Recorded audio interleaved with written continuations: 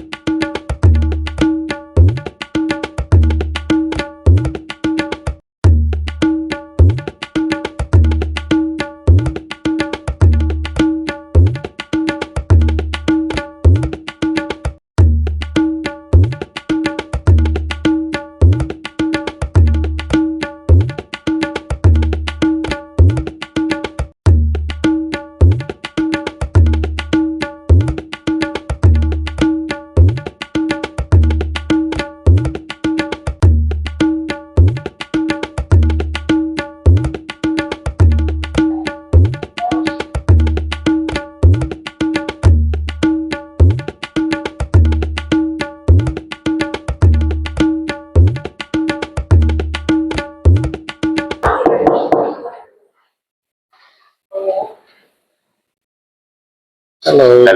Hello, good morning. Good morning. So I'm so happy. আমি এতটা খুশি হলাম যে আপনার এত ব্যস্ততার মধ্যে Sure. আপনি যে সময় দিতে মানে পাচ্ছেন আমাকে, Sure. এই জন্য আমি সত্যি খুশি হলাম। Very happy to see you. Okay, so me too, because you're so known doctor in Bangladesh. Almost so all the doctors knows your name.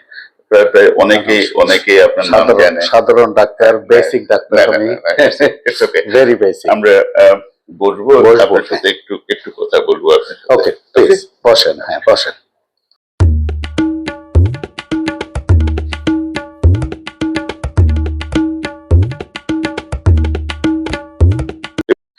আমি আজ এই যে হাসপাতালটা ঘুরিয়ে দেখালাম আপনাদেরকে, এই হাসপাতালের একজন ডক্টর, বাঙালি ডক্টর, অ্যান্ড বাংলাদেশ বর্ন, মানে বাংলাদেশি ডক্টর, ডক্টর শক্তি পল। উনি অনেকদিন থেকে এখানে প্র্যাকটিস করে আসছেন, অনেকদিন থেকে, I think that's around 20 years practice করে আসছেন। তো ওনার সাথে একটু পরিচয় করিয়ে দেবো আপনাদের সাথে, আর ওনার কাছ থেকে আপনারা শুনতে পাবেন, কিছু উপদেশও হয়তো পেতে পারেন, কারণ health is very important for our life. Health যদি থাকে, আপনার যতই বয়সে থাকুক না কেন, it doesn't mean anything. So this is really very crucial discussion with doctor Paul.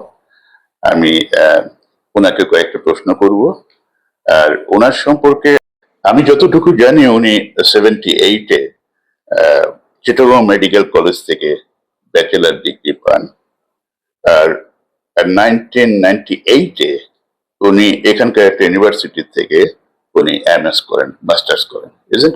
And what the name of that one? Chulalongkorn university.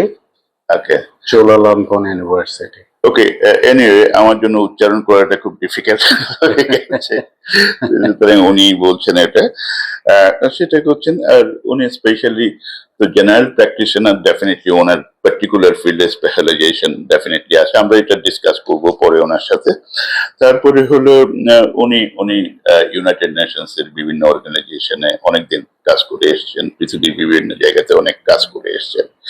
তারপর আরেকটা ইন্টারেস্টিং পার্টটা হলো যে যেটা আমরা বাইরের থেকে যারা পেশেন্ট গুলোছে, ইন্ডিয়া, বাংলাদেশ, আফগানিস্তান, পাকিস্তান অথবা অন্য কোনো কান্ট্রি থেকে যারাই আসবে এখানে, ওদের যে ভিসা প্রসেসিং এর জন্য যে মেডিকেল ডকুমেন্টেশন গুলো যেগুলো সাপোর্ট দিতে হয়, doctor Pal always support that one. Am I correct, doctor? এটা ঠিক তো? হ্যাঁ, এটা আমাদের একটা অর্গানাইজেশন আছে বাংলাদেশে, আচ্ছা, ওরা বাংলাদেশি রোগীদের জন্য আচ্ছা। সাপোর্ট দেয়। উনি যেটা বলছেন যে ওনাদের একটা অর্গানাইজেশন বাংলাদেশে আছে, ওই বাংলাদেশি লোকজনকে সাপোর্ট দেন, উনি সাপোর্ট দেন, ইনফ্যাক্ট রিমোটলি যত ডকুমেন্টেশন যেগুলো প্রয়োজন হয় ওগুলোই করেন। তো ডক্টর, আপনার সম্পর্কে কি আমি বলবো নাকি আপনি একটু বেশি করে করবেন, অথবা আমি স্টার্ট করব আমাদের ডিসকাশন? আমরা কথা বলে যাই, কথার মাঝে এসে যাবে। ওকে, কি কি আপনি আপনার অডিয়েন্সকে কি বলতে চান, হ্যাঁ, সো ওইটা এসে যাবে আমার মনে হয়। Okay, কথার very মাঝে good, এসে যাবে। very আমরা good. Just keep it open. Okay, Yeah. Okay then. Yeah.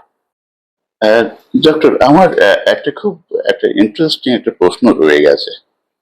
আপনি তো একটা medical practitioner, so you had enormous opportunities to go so many countries, যেখানে খুশি আপনি হয়তো এস্টাবলিশ হতে পারতেন।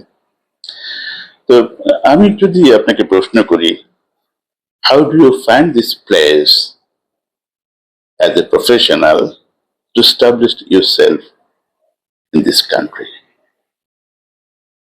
প্রথমে বলতে হবে আমি বাংলাদেশ থেকে থাইল্যান্ডে আসি 1981 সালে। সো তখন আমার ইয়ে ছিল একটু বিদেশে যাব, বিদেশের পরিবেশ দেখবো, কিছু পড়াশোনা করব। সো 1981 সালে এখানে আসি, কিন্তু আসার আগে আমি একটা আমেরিকান এনজিওর সাথে যোগাযোগ হয়, এবং ওরা তখন এখানে থাইল্যান্ডের রেফিউজি ক্যাম্পে কাজ করে। সো আমি ওখানে কাজ করতে রাজি হই, কারণ আমি বিদেশে আসছে তো আমার একটা কাজ, ইনকাম এসবের দরকার ছিল। সো এসে যায়। সো আমি ওই এনজিও থেকে পরে ইউএনএ চলে যাই, প্রায় 20 ইয়ার্স আমি ইউএনএ কাজ করি। একটা সময় আসলো আমি ইউএন থেকে আর্লি রিটায়ারমেন্ট নিয়ে নিলাম, কিন্তু তার আগে আমি থাইল্যান্ড যে লাইসেন্স পরীক্ষা সেটা নিয়ে নিলাম, কারণ ইউএন এর কাজের সময় আমি কিছু থাই লোকাল মানুষ যারা আমার সাথে পরিচিত, ওরা আমার কাছে চিকিৎসার জন্য আসে, কিন্তু আমার থাই লাইসেন্স না থাকলে এটা অ্যাকচুয়ালি দেয়া ঠিক না। তো আমি ভাবলাম যে আমি একটা থাই লাইসেন্স নিয়েই রাখি, আচ্ছা যেহেতু ওদেরকে চিকিৎসা করতে হয়। এনিওয়ে, সো এইসব করার থ্রুতে তখন যখন আমি ইউএন থেকে রিটায়ারমেন্ট নিলাম, তখন ভাবলাম যে আমি তো ইচ্ছা করলে এখানে প্র্যাকটিস করতে পারি। So that's how I got involve with it. Okay আর সবচেয়ে বড় কথা হলো আমি অনেক দেশে যেতে পারতাম, আমি আমেরিকা, অস্ট্রেলিয়া, ডেফিনেটলি এমনকি আমি জাপানও ছিলাম। আমি জাপানে গেলে জাপানও যেতে পারতাম। হ্যাঁ। আমার ওইসব দেশে কি অতটা অ্যাট্রাকটিভ মনে হয়নি যতটা থাইল্যান্ডকে আমার ভালো লাগছে। That's very good. সো আমি এখানে থাকা হইলে আমি অ্যাকচুয়ালি কাজের বাইরে আমি অ্যাকচুয়ালি থাইল্যান্ডের প্রেমে পড়ে গেছি। আমি থাইল্যান্ডকে ভালোবাসি। Good good, very good. So doctor, তার মানে হলো যে আপনি এখানে এদের সাথে মিশে আপনি এই দেশটাকে ভালোবেসে ফেলেছেন, তাই না? ওরকম একটা কিছু আমি যদি মনে করি, এটা একটা। আর এই জন্য হয়তো আপনি এখানে একটা এমএসও করেছেন, একটা ইউনিভার্সিটি ডিগ্রিও করেছিলেন, তাই না? ডিগ্রি করেছি অ্যাকচুয়ালি তখন ওই ইউএন এর জবের জন্য। সো ইফ আচ্ছা, ইউ আচ্ছা। Have some post graduation that actually Then- help. then- So that is not directly related to live in this country. ওকে। ওইটা আমার ওইটা হলো হেলথ ইকোনমিক্স। ও, হেলথ ইকোনমিক্স। Yes. আচ্ছা আচ্ছা। So that degree actually আমি ওই হেলথ ম্যানেজমেন্টে কাজ করতাম। So economics always help how to manage the health sector. Okay, আমি বুঝতে পারছি। ডক্টর, একটা জিনিস খুব ইন্টারেস্টিং জিনিস আপনি একটু আগে যা বললেন আর কি। I do come here often. আমি মোটামুটি ব্যাংককটা আমার পরিচিত জায়গার মধ্যে। তো আমি I also fall in love in Bangkok. ঠেলে গিয়ে। ওকে, আপনি তো general practitioner, but you must have some specialisation definitely, কারণ এটা তো একটা ওয়াইড স্পেকট্রাম মেডিকেল সায়েন্স। তো আপনি যদি বলেন যে আপনার কোন স্পেশালাইজেশনটা আপনি নর্মালি রেন্ডার করেন টু ইউর পেশেন্টস? আমি ইন্টারনাল মেডিসিন, ইন্টারনাল মেডিসিন হলো বেসিক্যালি শরীরের সব রোগ দেখা, কিন্তু সব রোগ বলতে তোমার হার্ট ট্রিটমেন্ট করতে পারবো, ব্রেন সার্জারি করতে পারবো না। তো ওগুলো আমার আওতায় পড়বে না। এখন এখানে আসার আগে আমি ইউএনএ যখন কাজ করতাম তখন আমি ট্রপিক্যাল অ্যান্ড ইনফেকশন ডিজিজ, এই যে ম্যালেরিয়া, টিউবারকুলোসিস, ডেঙ্গি, এই ধরনের রোগে কাজ করতাম। কারণ তখন যেগুলো ওগুলো ছিল মানে রুরাল এরিয়া, ওখানে ওগুলোই মেইন সমস্যা। তো আমি ওগুলোতে অনেক কাজ করছি, কিছু রিসার্চও করছি, কিছু নতুন ট্রিটমেন্ট আমি বের করেছি, আমার কিছু পাবলিকেশনও আছে ওই ব্যাপারে। কিন্তু যখন আমি এখানে আসলাম, এখানে তো রুরাল এরিয়া ডিজিজ নাই, এখানে টিবি, ম্যালেরিয়া, ডেঙ্গি খুবই কম। সো আমাকে আবার একটু সুইচ করতে হয়। এখন যেটা আরবান ডিজিজ সেটা হলো ডায়াবেটিস, ব্লাড প্রেশার, কোলেস্টেরল। তার সাথে আমি কয়েকটা সাইড দেখি। একটা হলো যাদের ক্রনিক পেইন আছে, ক্রনিক পেইন, ওই ধরনের রোগী আমি খুব দেখা পছন্দ করি। আর একটা হলো পুরুষের যেই ব্যক্তিগত লাইফ, যৌন সমস্যা, এটার উপরে আমি অনেক কাজ করি এবং এটাতে আমি মোটামুটি খুব দক্ষ বলতে পারেন। Very good. আরেকটা জিনিস আমি খুব সিরিয়াসলি এখন করি, সেটাকে আমি বলি আনডায়াগনোসড ইলনেস। আনডায়াগনোসড ইলনেস, আনডায়াগনোস মানে অনির্ণীত রোগ অথবা অজানা রোগ।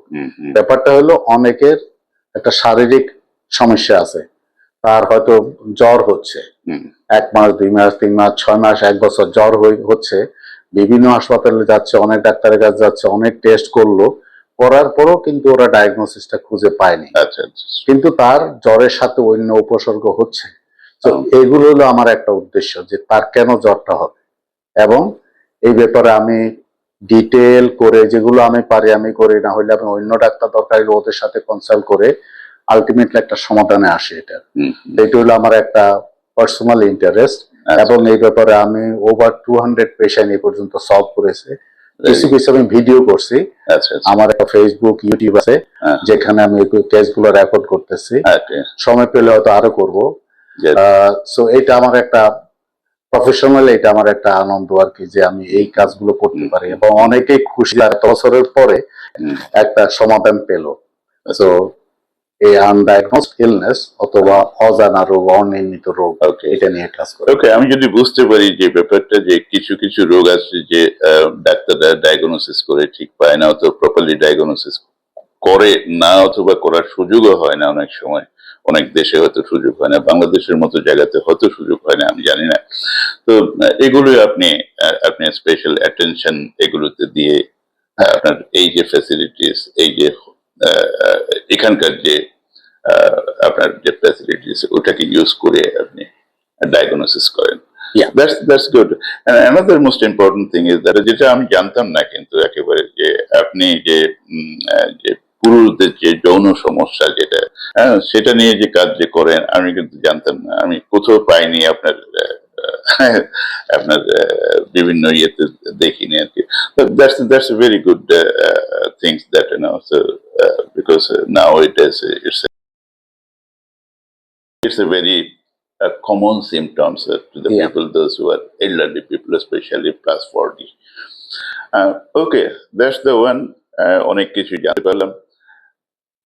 আমি আপনাকে শেষ প্রশ্নটা করব, কারণ আপনার সময়ের খুব অভাব আমি জানি, এবং দ্যাটস এ ভেরি এফেক্টিভ প্রশ্ন। আপনি আপনি বাংলাদেশি, আপনি ডেফিনেটলি আপনার পেশেন্টদের মধ্যে একটা মেজর গ্রুপ হয়তো বাংলাদেশি আছে। আমি জানি না কম্পোজিশন অফ দ্য পেশেন্ট কি কান্ট্রি ওয়াইজ। আচ্ছা, আপনি একটু বলুন তো composition of the country wise patient কি হতে পারে আপনার, মানে প্রথম দিকে মানে টপ অফ দ্য লিস্ট কি কত কি হতে পারে? সো এটা একটা ইন্টারন্যাশনাল হসপিটাল। ইন্টারন্যাশনাল হলো থাই রোগীর সংখ্যা এখানে অনেক বেশি, কিছু কারণ থাইল্যান্ডের মানুষ জানে যে যখনই জটিল কোনো অসুখ হবে সরকারি হাসপাতালে বাইরে যদি প্রাইভেট হাসপাতালে ওরা চিকিৎসা করতে যায় কমফোর্টে, তাহলে this is one of the top destination. Okay. তো যার জন্য স্টিল অ্যাবাউট 55 to 60% রোগী থাই, আর বাকি 45-40% ফরেন। এখন ফরেন রোগীদের ভিতরে একটা বিরাট অংশ হলো Middle East, because they can afford this hospital and they like it. তারপরে আছে কিছু আমাদের নেইবারিং কান্ট্রি, যেমন মিয়ানমার। মায়ানমার, ওকে, দেশটা ছোট এবং মনে হয় গরিব, কিন্তু যেহেতু ওদের চিকিৎসা ব্যবস্থা বড় করুণ বলতে পারেন, প্রায় সব বাহিরে চিকিৎসার জন্য আসে, এবং এটা যেহেতু থাইল্যান্ডের সাথে বর্ডার, কাছে এখানে প্রচুর আসে। এরপরে আছে বাংলাদেশ, তারপরে কম্বোডিয়া, তারপর কিছু আসছে এখন আফ্রিকা থেকে, ইথিওপিয়া, সুদান, ওইসব দেশ থেকে আসতেছে। আর হলো ইউরোপিয়ান আমেরিকান, ওভারঅল ককেশিয়ানস প্রচুর। কারণ হলো এরা হলো বেশিরভাগ এইসব জায়গায় এক্সপার্ট, এরা বিদেশে এইসব দেশে কাজ করে, তখন ওদের চিকিৎসার প্রয়োজন হলে ওখান থেকে চলে আসে। মনে করেন ওরা কাজ করছে কম্বোডিয়াতে, কিন্তু চিকিৎসা নেবে এখানে, কাজ করে লাওসে চলে আসবে এখানে, ভিয়েতনামে কাজ করে চলে আসে এখানে। তো এইটা আছে প্রচুর। আমার পার্সোনাল রোগী অ্যাকচুয়ালি মিক্সড ছিল, কিন্তু আমাদের এখানে সিস্টেম হলো অন রিকোয়েস্ট, কাকে রিকোয়েস্ট করে। এখন যেহেতু আমি বাংলাদেশি, এই জন্য আমি বাংলাদেশে প্রচুর রোগী রিকোয়েস্ট পাই, এবং আমার যে কটা স্লট থাকে ডেইলি, আমি সাধারণত দিনে 10 থেকে 12 জন রোগী দেখি। সো ওই স্লট গুলো বেশিরভাগ বাংলাদেশি রোগীর আগে অ্যাপয়েন্টমেন্ট করে রাখে। এই জন্য আমি অন্য দেশের রোগী আমি তেমন পাই না, আমার কলিগরা আছে ওদের হাতে পড়ে। কিন্তু কখনো কখনো আমি এখনো দেখি, আমি পার্সোনালি কোনো ডিস্ট্রিবিউট করি না, বাট হসপিটালের নিয়ম অনুযায়ী যারা অ্যাপয়েন্টমেন্ট চায় ওদেরকে আগে অ্যাপয়েন্টমেন্ট দিয়ে দেয়। ওকে, তার মানে আমি যদি ওইভাবে যদি দেখি, definitely segmented, so many segments যারা বিভিন্ন জায়গা থেকে আসে। তো এর মধ্যে আপনার কাছে যেটা আসে, যেহেতু আপনি বাঙালি, ডেফিনেটলি আপনার কাছে এসে খুব সহজেই বলতে পারে, সহজেই এক্সপ্রেস করতে পারে ওদের যে রোগ করতে বলতে পারে, আপনি ইন্টারেক্ট করতে পারেন, প্রপারলি ইন্টারেক্ট করতে পারেন হয়তো। যদিও আমি জানি যে আপনি থাই ভাষাও খুব ভালো জানেন, অ্যাপার্ট ফ্রম ইংলিশ, সেটা একটা, সেটা ডেফিনেটলি বাংলাদেশ পার্সেন্টেজটা একটু বেশি হবে। Good, very good. আমার শেষ প্রশ্ন, এবং শুধু তাই না, this is most important question to you. আপনি as a Bangladeshi practitioner, doctor, what exactly you feel your commitments to your country people as a patient? Sure, এটা তো স্বাভাবিকভাবে আমি যেহেতু বাংলাদেশি এবং বাংলাদেশের রোগী দেখলে আমি খুব ভালো ফিল করি, কারণ আমি জানি যে ওরা, এটা আমার দেশ, আমি তো একসময় এই দেশে থেকে আসতে পারতাম এখানে। হ্যাঁ, সো ওদের জন্য আমার একটা স্পেশাল টান থাকে, স্পেশাল ইন্টারেস্ট থাকে।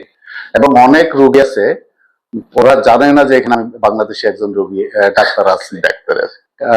বাই দ্য ওয়ে, আমি কিন্তু একমাত্র বাংলাদেশি ডাক্তার যে থাইল্যান্ডে প্র্যাকটিস করে। এখানে আর কোনো Really? হাসপাতালে কোনো বাংলাদেশি ডাক্তার প্র্যাকটিস করে না, That's কারণ great. লাইসেন্স পাওয়া একটু জটিল এখানে। সো এনিওয়ে, রুগী যখন, অনেকে হয়তো আমাকে আগে চিনলো না, কিন্তু নার্সদেরকে বলার পরে যখন এখানে ঢুকে প্রথমে খুব অবাক হয়ে যায়, আপনি বাংলাদেশি, আপনি বাংলা বলতে পারেন। সো এই যে রুগীর এই মানে একটা কি বলবো, খুব মানসিক একটা এখানে আসলো টেনশন আছে, আমি সব বলতে পারবো কিনা, আমার ভাষা বুঝবে কিনা, এটা থেকে ওরা হয়ে যায়। So, আমি নিজের থেকেও এটাকে খুব প্রাধান্য দিই এবং আমি ওইভাবে চেষ্টা করি যে আমি সবকিছু দেখতে পারি। এই জন্য বলছি ওই যে আগে যে আমি আনডায়াগনোসড ইলনেস নিয়ে কাজ করি, তখন কিন্তু এটা খুব কাজে লাগে। আর এইখানে রুগী দেখার পাশাপাশি যেটা আমি করি, রুগীরা আসার আগে এই যে আমাদের বাংলাদেশে 3টা অফিস আছে, ঢাকা, ধানমন্ডি, বনানী, চিটাগাং একটা অফিস আছে। ওরা কিন্তু রুগীকে আসার আগে ওখানে ওই অফিসে গেলে ওরা সব ওয়ান স্টপ সার্ভিস করে সব কিছু রেডি করে দেয়, তাহলে রুগী যাতে এখানে এসে কোনো অসুবিধা না পড়ে। ওদের মেডিকেল হিস্ট্রি, তারপর ওদের অ্যাপয়েন্টমেন্ট, ওদের হোটেল, ওই সে সবকিছু অ্যারেঞ্জ করে দেয়। সো এটা একটা, আমি বলবো যে এটা একটা সার্ভিস এক্সটেনশন, হ্যাঁ, অ্যাডেড সার্ভিস ওখানে। আর অন্যভাবে বলতে চাই, বাংলাদেশ আমি কিন্তু আবার অনেক দেশে যাই, এবার একটু কম যাচ্ছি যেহেতু দেশে কিছু ব্যাপার চলছে।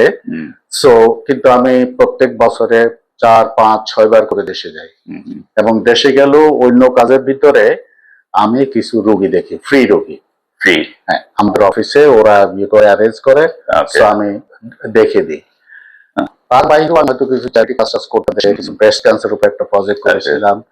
সো ওগুলো হয়তো আবার রিজিউম করবো যদি সব কন্ডিশন ঠিক থাকে। সো ওগুলো করার এখনো ইচ্ছা আছে, দেশের জন্য কিছু করার আমার ইচ্ছা সব সময় আছে। Very good. আমি এটা এটা খুব ইম্পর্টেন্ট, কারণ আপনার জন্ম ওখানে, কর্ম ওখানে, আপনি ওখানকার লোক চেনেন ভালো, ওখানকার লোকরা আপনাকে চেনে ভালো।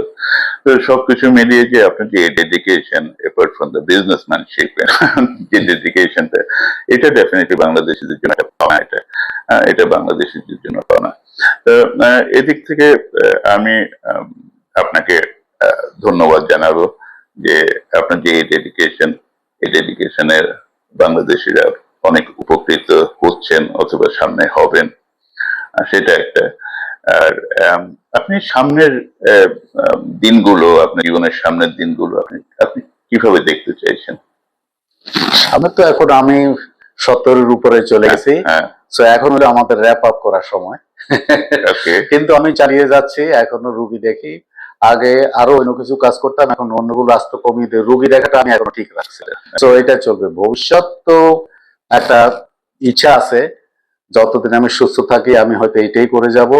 তারপর হয়তো একসময় রিটায়ার করতে হবে, একসময় বিশ্রাম নিতে হবে। সো ওটার জন্য কিছু চিন্তা আছে, এখনো হয়তো 100% শিওর না কি করবো, বাট একসময় আমাকে কাজ বন্ধ করতে হবে, তারপরে আমি এখানে স্টপ করব।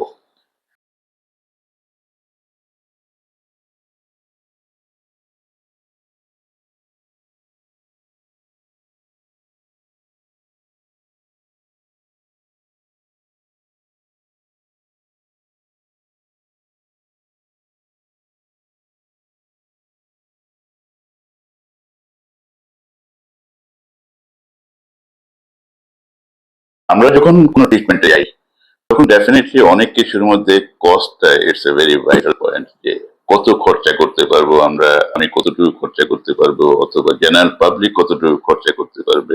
তো এখন তো এত বেড়ে গেছে, আমি ইন্ডিয়া তো দেখেছি, আমি ঠিক বাংলাদেশের কথা জানি না, আপনি খুব ভালো জানবেন, because you are very much connected to Bangladesh, আপনি জানবেন ওটা।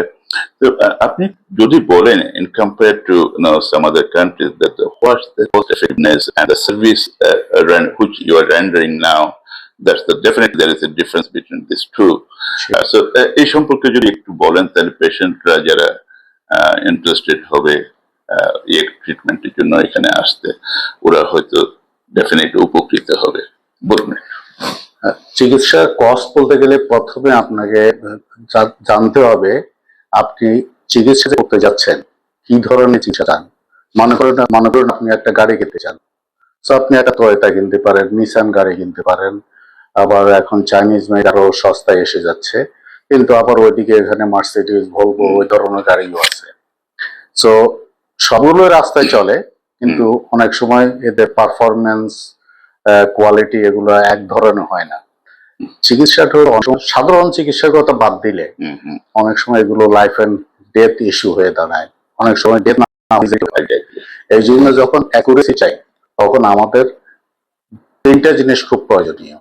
এক নম্বর হলো টেকনোলজি, হোয়াট টেকনোলজি ইউজিং, এবং টেকনোলজি শুধু ওই সিটি, এমআরআই, পেট সিটি ওইসব মেশিন, সাধারণ টেস্ট থেকে টেস্ট গুলো কারেক্ট কিনা, কারণ টেস্টের রেজাল্টের উপরে বেশিরভাগ ডাক্তার আজকাল ট্রিটমেন্ট করে, হাত দিয়ে টিপে টিপে করে, কিন্তু ওই ধরনের জিনিস কমে যাচ্ছে। এখন হলো সব টেস্টের উপর, তো ওই যে ল্যাব টেস্ট বলেন, তারপরে X-ray, CT, MRI, PET CT এগুলো খুব দরকার। এখন যেখানে এই ধরনের টেস্ট টেকনোলজি গুলো আপডেটেড এবং হাই কোয়ালিটির হয়, ওইসব জায়গায় আপনি ভালো চিকিৎসা আশা করতে পারেন। তো এইটা হলো একটা। আর 2 নম্বর হলো এর সাথে ডাক্তার স্পেশালিস্ট, ওই ডাক্তারদের কতটুকু জ্ঞান আছে, কতটুকু এক্সপিরিয়েন্স আছে। তার সাথে একটা ইম্পর্টেন্ট জিনিস হলো, মনে করো ওই ডাক্তার খুবই ভালো, উনি একবারে বিরাট প্রফেসর, গুরু বলতে পারেন, কিন্তু উনি আপনাকে সময় দিলেন 5 মিনিট, হয়তো 5 মিনিটে কিন্তু আপনার আসল সমস্যা আপনি শুনতেও পারেননি, বুঝতেও পারেননি।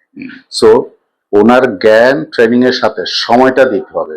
সব রোগীর একই রকম সময় হবে না, সবাইকে আমি 10 মিনিটে শেষ করব, তাহলে কিন্তু সমস্যা হবে। সো এনিওয়েজ, এখন আমি কস্টের দিকে ফিরে যাচ্ছি। তো এগুলো যখন আপনি টোটাল পিকচারটা আনবেন, ডাক্তারের এক্সপিরিয়েন্স, সময়, টেকনোলজির কোয়ালিটি এগুলো আনবেন, তখন কস্টটা বেশি হয়ে যাবে। তো এই হাসপাতাল হলো থাইল্যান্ডের one of the top hospital.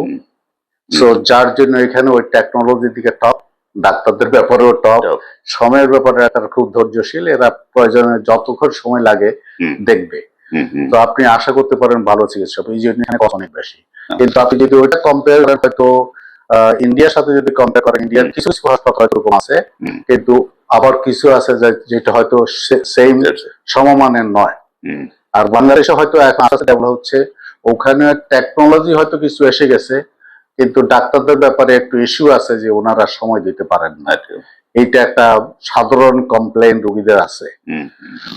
So cost যদি ওই যে চিপ করতে চান আপনি বাংলাদেশ করুন, ওখানে অনেক সস্তায় করা যায়। তারপরে ইন্ডিয়া হয়তো সেকেন্ড, এখানে থার্ড, মেবি এর বেশিও যদি কস্ট আছে সিঙ্গাপুরে যেতে হবে, তাহলে ওখানে কস্ট আর একটু বেশি হবে। তো এই জন্য কস্টেরও কিছু গ্রেড আছে। আচ্ছা, আমি যদি বুঝতে পারি এই ব্যাপারটা, the most important thing is that dedication.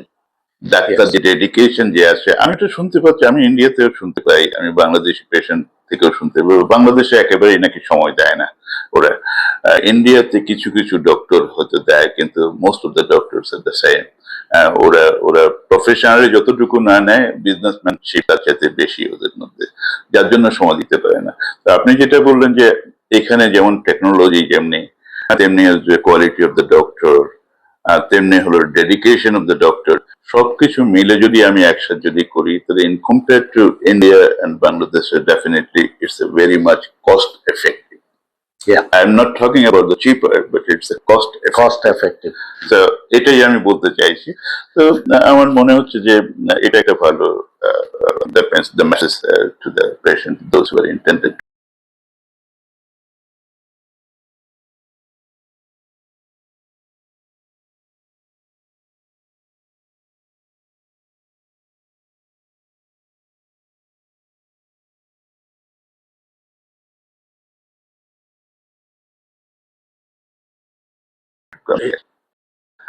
ডাক্তারদের তো কোনো রিটায়ারমেন্ট বলে কোনো কথা নেই। ডাক্তাররা যে কোনো সময় ওদের কাজে থাকতে পারে, যে কোনো সময় they could render their services to the people, তাই না?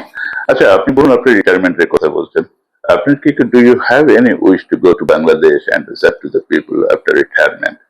এবং যদি আপনি যদি হয়ে থাকে তাহলে কিভাবে আপনি এটাকে ফুলফিল করতে চাইবেন অথবা এই আশাটাকে ফুলফিল করতে চাইবেন আমি একটু শুনতে চাইছি। That is the last question to you. Sure. আপনার প্রশ্নটাই অ্যাকচুয়ালি উত্তর দিয়ে দেয়। হ্যাঁ। উত্তরটা হলো যেহেতু আমি বাংলাদেশি, অবশ্যই আমি বাংলাদেশে কিছু করতে চাই। অ্যাকচুয়ালি অতীতেও করছি, ভবিষ্যতে করার ইচ্ছা আছে। বাংলাদেশে আমার একটা অর্গানাইজেশন আছে, এটার নাম হলো লাইফ অ্যান্ড হেলথ। ওই যে বললাম যে রোগীদের হেল্প করি, শুধু রোগীর হেল্প না, আমি এই রোগী ছাড়াও অন্য কাজও করি। So I'm chairman of the organization. We have a team of now about 25 staff. Very good. So আমরা সবসময় এগুলো কাজ করতে চাই। যে আমরা যেমন চট্টগ্রামে একটা ব্রেস্ট ক্যান্সার প্রজেক্ট করেছিলাম, এবং প্রজেক্টটার কাজ হলো একদম ব্রেস্ট ক্যান্সার অ্যাওয়ারনেস থেকে ঠিক করে তারপরে ওদের ডায়াগনোসিস করা, বায়োপসি করা, দরকার হলে সার্জারি, দরকার হলে কেমোথেরাপি সব করা হতো। সো কিন্তু কোভিড এর সময় এটা বন্ধ হয়ে গেল। সো এখন আবার রিজিউম করার আছে। আর একটা কাজ করি আমরা, এই যে খাবারে পেস্টিসাইড ফরমালিন দেয়া হয় ফ্রেশ খাবারে, খাবার যেমন ভেজিটেবল ফ্রুটসে, ওইটা ক্লিন করার একটা প্রোডাক্ট রেডি করছি এবং ওইটা দিয়ে কাজ করা। এরকম অনেক কিছু চিন্তা আছে। এখন ভবিষ্যতেও করার ইচ্ছা আছে, এবং সবকিছু ডিপেন্ড করবে দেশের পরিবেশ কেমন, আমি করার মতো সুযোগ আছে কিনা। সব তো করতে চাইলে হয় না। আমি ওখানে এয়ারপোর্টে নেমে দাঁড়াই বললাম যে আমি এই করতে চাই, হবে না।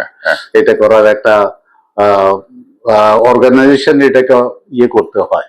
দেখা যাক, আমি এখনো খুব আশাবাদী। আমি দেশে আরো হয়তো কিছু করব, এবং দেশে আর কিছু করতে না পারি, আপাতত রোগী দেখবো। আচ্ছা, গেলে কিছু ফ্রি রোগী দেখবো, যারা হয়তো ডাইরেক্টলি কিছু উপকৃত হবেন। Very good. তার মানে আপনি বলছেন যে আপনার ইচ্ছা আছে যে আপনার রিটায়ারমেন্টের পরে আপনি দেশে যাবেন, দেশে গিয়ে আপনার সার্ভিস দিবেন যারা ডেস্টিটিউট পিপল, যারা হয়তো পয়সা দিতে পারছে না ডাক্তারকে, ওদের ফিটা দিতে পারছে না, মেডিসিন কিনতে পারছে না, এই ধরনের একটা কিছু হয়তো আপনি চাইবেন যে ওখানে করতে চাইবেন। ইফ এভরিথিং গোজ ওয়েল, মানে একটা স্টেবল একটা সিচুয়েশন যদি হয়ে থাকে তাহলে ডেফিনেটলি আপনি করবেন। ওকে, আমি খুব খুশি হলাম যে আপনার সাথে পরিচিত হয়ে প্রথমত, আর দ্বিতীয়ত যে আপনি আমাকে একটু সময় যে দিলেন, এটা আমি definitely I am going to disseminate this thing all over the people, those who were really interested to get some very specialized treatment and very cost-effective treatment. And I'm not talking about the costly, it's a cost-effective treatment. Okay, so namaskar. নমস্কার, ধন্যবাদ। Thank you.